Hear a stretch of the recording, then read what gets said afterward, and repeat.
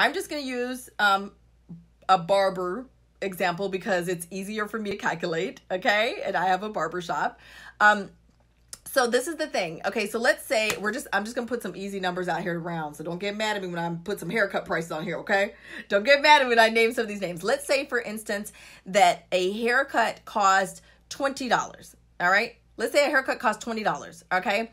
Then let's say your customer comes to get a haircut every other week. So every month your customer is giving you, let's say it's $40, right? 40 times, right? So $40 a month times 12. So what are we up to? $480 a year, right? Just on a basic haircut. Okay, that's just a $20 haircut. Imagine if your service is a lot more. So are we going to be prideful about an Instagram follow? Like, I don't want to follow them because they didn't follow me, or I don't like to follow too many people. Are we going to do that when that person could potentially be giving you $500+ a year and ongoing? Okay, hopefully you're going to keep them customers, right? You guys going to keep them coming back?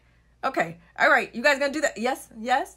Okay, you guys gonna keep them coming back, all right? So I'm helping you get them in the door. It's up to you to keep them coming back. Follow them, get your money, all right? Do not worry about perception on who are the people that are judging your business account. Okay, who are the people that you're worried about?